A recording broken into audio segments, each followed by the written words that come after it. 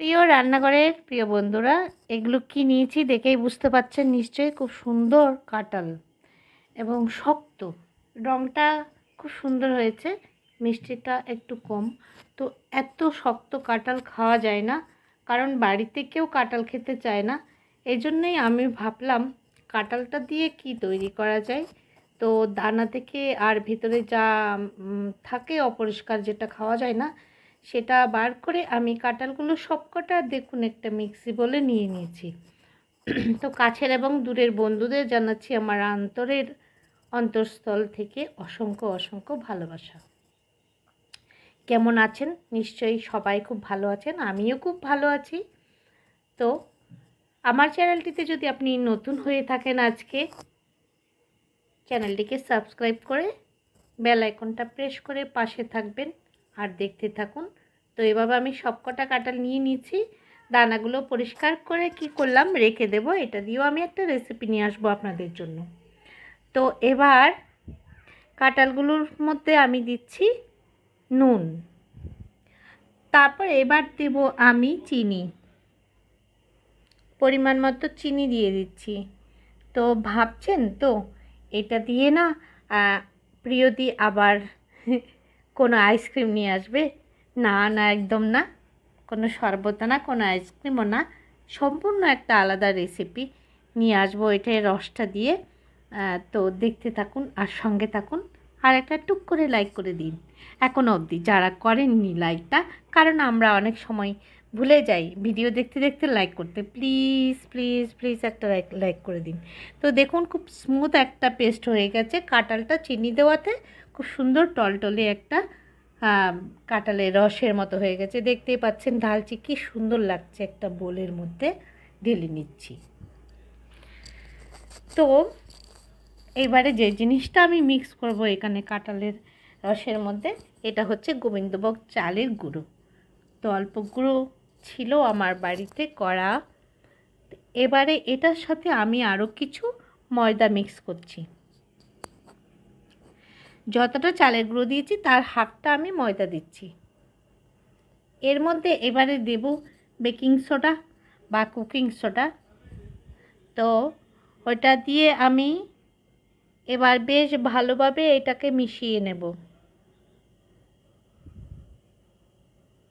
মিশিয়ে নিয়ে বন্ধুরা আমি 2 থেকে 3 ঘন্টা রেস্টে রেখে দিয়েছিলাম এটাকে।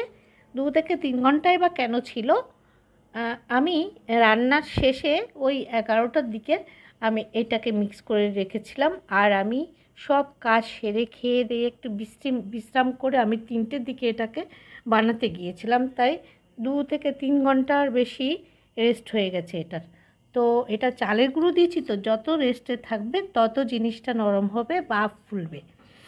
তো এবারে আমি ওই বাটিতে কিছু দুধ দিয়ে, কারণ অনেকখানি রস লেগেছিলো, ওখানে একটু দুধ দিয়ে বেশ ভালোভাবে মিশিয়ে এটাকে আমি এখানে এই ব্যাটারটার মধ্যে দিয়ে দিলাম। এবারে আরও ভালোভাবে মিক্স করে আমি রেখে দিচ্ছি। তো বন্ধুরা, আপনারা গত ভিডিওতে খুব সুন্দর সুন্দর কমেন্ট করছেন দেখতে পাচ্ছি, কিন্তু লাইকটা ঠিক পড়ছে না। যতটা কমেন্ট পাচ্ছি ততটা লাইক কিন্তু পড়ছে না। তো একটা লাইক কিন্তু খুবই উৎসাহ বাড়ায় আগামীতে নতুন ভিডিও আনার জন্য। তো যাই হোক, মনে করে একটা লাইক কিন্তু করে দেবেন প্লিজ। আর ভালো লাগলে ভিডিওর কোনো অংশ কিন্তু অবশ্যই শেয়ার করবেন।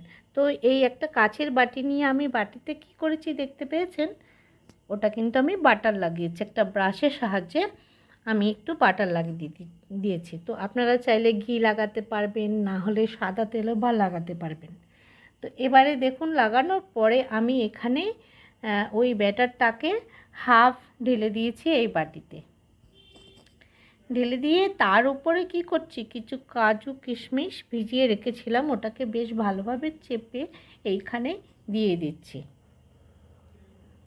এটা একটু স্বাদ বাড়ানোর জন্য, মুখে পড়বে, একটু কামড়ে কামড়ে নেব, মুখে পড়বে, তাই জন্যই দিলাম। না দিলেও কোনো ব্যাপার না, খেতে কিন্তু খুব সুন্দর হয়। তো এটা 5 থেকে 6 মিনিট আমি দিয়ে দিয়েছি ওভেনে। 5 থেকে 6 মিনিট দিয়েছি। এরপরে একটু খুলে দেখব কেমন হয়েছে না হয়েছে। তো ততক্ষণে কিন্তু আমি কিন্তু আর একটা কিন্তু উনুনে বসিয়ে দিচ্ছি। দেখি উনুনেরটা কেমন হয়, কে বেশি ভালো হয়, ওভেনেরটা নাকি উনুনেরটা। তো এবার একটা সিলভারের বাটিতে দেখেছেন তো বাটার লাগিয়ে দিচ্ছি আমি। লাগিয়ে দিয়ে বাকি যেই ব্যাটারটা ছিল এইটা আমি এখানে ঢেলে দিচ্ছি।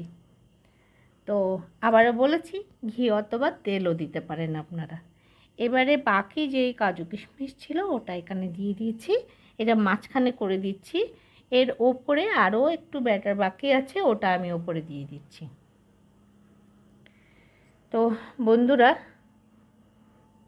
কেমন লাগলো কিন্তু অবশ্যই কিন্তু জানাবেন কিন্তু ভিডিওটা, বা এরপরে কি নতুন ভিডিও আনতে পারি সেটাও কিন্তু বলে দেবেন। এবারে দেখতে পাচ্ছেন একটু জল ফুটে উঠেছে, সেখানে স্ট্যান্ড দিয়ে আমি তার উপরে বাটিটা বসিয়ে দিলাম। তো বসিয়ে দিয়ে আপনারা চাইলে এখানে ওপরে বাটির উপরে একটা ফয়েল পেপার দিয়ে দিতে পারেন, আর না হলে এরকম একটা ঢাকা দিয়ে দিতে পারেন। ঢাকা দিয়ে এর উপর আমি আরেকটা বড় কড়া নিয়ে উপর করে দিয়ে দিলাম, যাতে ভাপটা বেরিয়ে না যায়। তো চাইলে এটা আপনার প্রেশার কুকারও বসিয়ে দিতে পারেন এভাবে, ঠিক। তো যাই হোক, এদিকটাই দেখুন, এদিকটাই কিন্তু আমার এটা হয়ে এসছে। আরেকটুখানি দিতে হতো, আর 2 মিনিট দিতে হতো।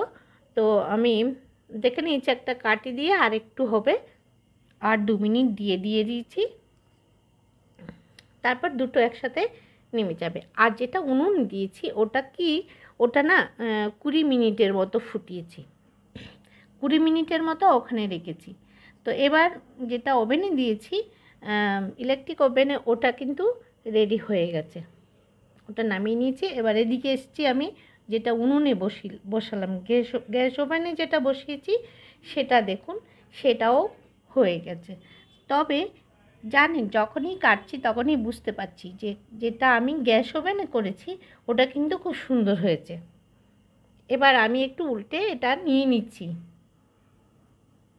নিলাম। দেখতে পাচ্ছেন কেকের মতো কি সুন্দর হয়েছে দেখতে। নিচটায় একটা কাগজ দিয়ে দিলে হয়ে যেত, ভালো হতো। তো যাই হোক, এবার আমি আপনাদেরকে কেটে দেখাচ্ছি কতটা সুন্দর হয়েছে ভেতরটাও। তো অনেকেই ডিমের কেক, বিভিন্ন ফ্লেভারের কেক বানাই, তো আমি আজকে আপনাদের কাঁঠাল দিয়ে কেক বানিয়ে দেখালাম। কেমন লাগলো কিন্তু আমার ভিডিওটা অবশ্যই কিন্তু জানাবেন। আর কারো উপকারে যদি আসতে পারি সেটা তো আমার আরও ভালো লাগবে। যে আমার হয়তো অজানা থাকবে, আমি হয়তো জানতেও পারবো না আমার ভিডিওর থেকে আপনার কিছু উপকার হয়েছে, কিন্তু যখনই জানতে পারবো তখন কিন্তু খুব খুব খুব খুশি লাগবে যে এত পরিশ্রমের একটা কাজ যা হোক সফল হয়েছে, কারো উপকারে এসেছে। তো হয়তো অনেকে বানান এইভাবে, হতে পারে। হ্যাঁ, তো আমাকে কিন্তু কমেন্ট করে কিন্তু অবশ্যই জানাবেন কেমন লাগলো। আর যদি বেশি ভালো লাগে ভিডিওটা কিন্তু বন্ধুদের মাঝে, আত্মীয়স্বজনদের মাঝে বেশি বেশি করে শেয়ার করে দেবেন। লাইক শেয়ার কমেন্ট করবেন অবশ্যই। আর এতক্ষণ সাথে থাকার জন্য অসংখ্য অসংখ্য ধন্যবাদ জানিয়ে আজকের মতো আমি এখানে বিদায় নিচ্ছি। আগামীতে দেখা হচ্ছে আবারও আপনার